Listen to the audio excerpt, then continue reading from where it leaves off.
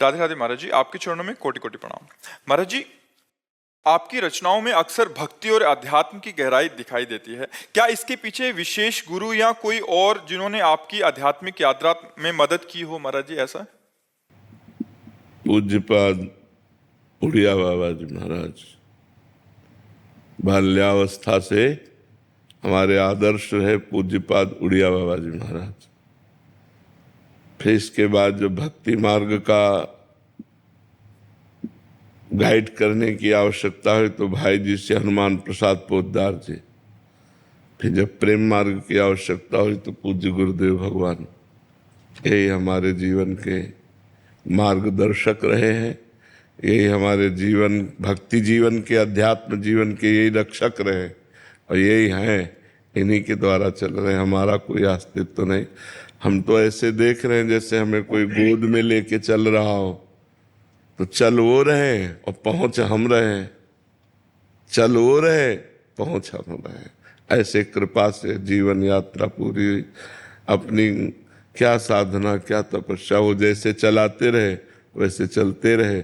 जो बुला रहे हैं वो बोल रहे हैं। हम पढ़ी लिखी बात या हम कोई विद्वता की बात नहीं, आपने प्रश्न किया, भगवान जो बुला दिए उसको समझो। जैसे अपने बच्चे में अगर 90 सद्गुण हो और 10 दुर्गुण हो तो 90 सद्गुण नहीं कहे जाते, 10 दुर्गुण कहे जाते हैं, जिससे वो दुर्गुणों का त्याग करके 100% शुद्ध हो जाए।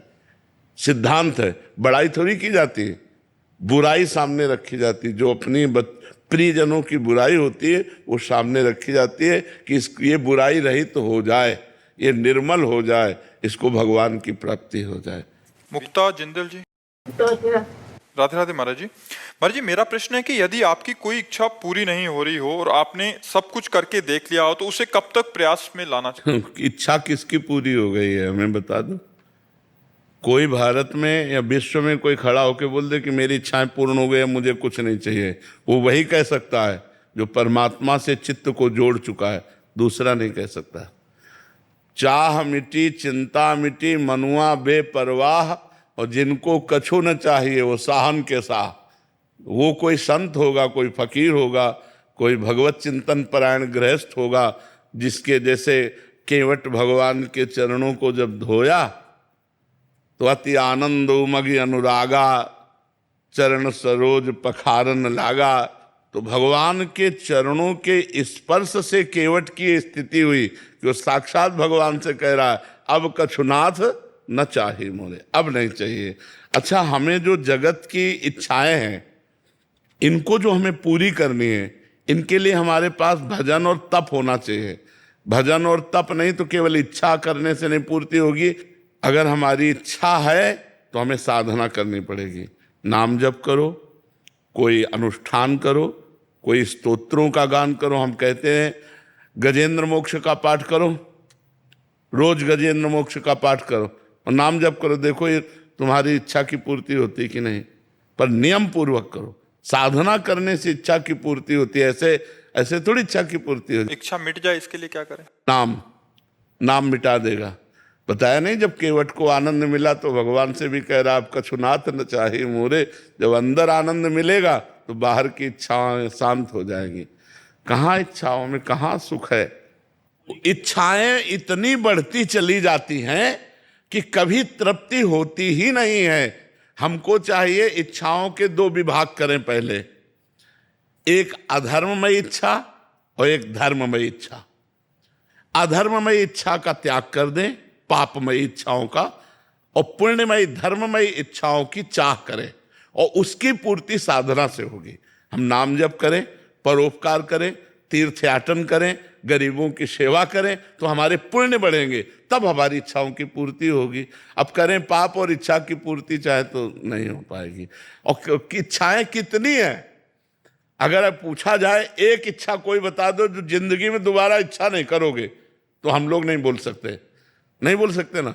कि इधर की अगर बोलते तो वो रह जाती, उधर की बोलते तो वो रह जाती। बहुत इच्छा है हमारे, मतलब बहुत इच्छा है, बहुत कामनाएं। तो हमें भजन करना चाहिए और धर्म पूर्वक अपने कर्तव्य का पालन करना चाहिए। जैसे मास्टर हैं, डॉक्टर हैं, व्यापारी हैं, जो भी हैं, हमें धर्म पूर्वक अपना व्यापार नौकरी करना चाहिए और उससे जो धन प्राप्त हो उससे इच्छाओं की पूर्ति करनी चाहिए और बड़ी इच्छा नहीं करनी चाहिए। मतलब जितनी लंबी चद्दर उतने पैर फैलाओ, मतलब जितनी तुम्हारी सामर्थ्य उतने इच्छा करो। अगर अपनी सामर्थ्य से अधिक इच्छा करोगे तो फंस जाओगे, दुखी हो जाओगे और इच्छाओं की कभी पूर्ति नहीं होती।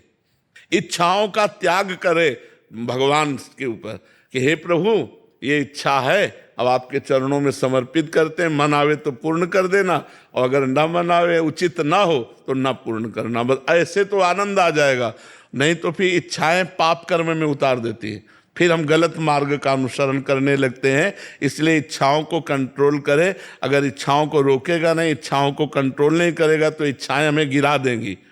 इच्छाओं के कारण ही तो जेल भरी है।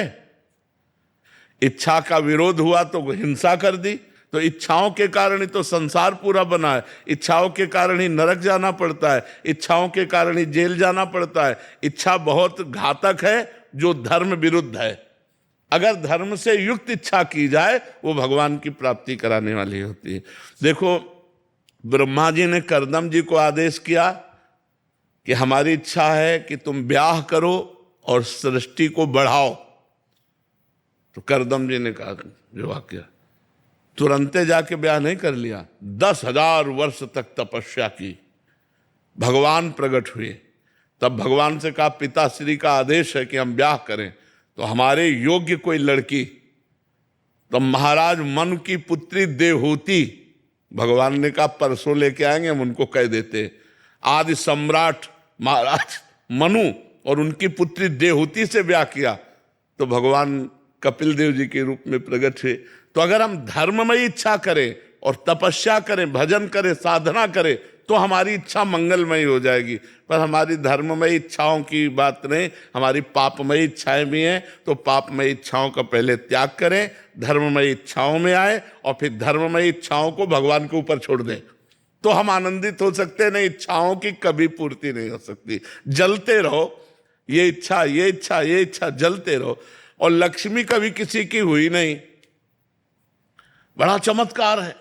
लक्ष्मी तो सिर्फ नारायण की है, बस वो दौड़ती रहती है। इसलिए नाम जप करो, भगवान के आश्रित रहो और अपनी इच्छाओं को भगवान को समर्पित करो। जी, एक ही इच्छा रखी थी कि वे ठाकुर जी को पुत्र के रूप में प्राप्त करूं। खूब नाम जप करो, जितना नाम जप करोगे उतने भगवान के नजदीक देखोगे आप अपने को।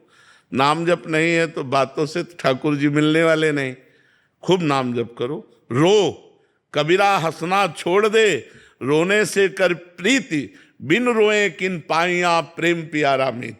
जब तक अपने मीत प्रभु के लिए, परमात्मा के लिए आपको रोना नहीं आएगा, तड़पना नहीं आएगा तो मिलने वाले हैं। और रोना तड़पना असली आना चाहिए। रोते तो सब लोग हैं, लेकिन भगवान के लिए कौन रोता है? भगवान के लिए दिखावे से नहीं, हृदय से जब रोना आता है तब भगवान मिल जाते हैं। और वो भजन करो खूब, तब हृदय ऐसा होगा।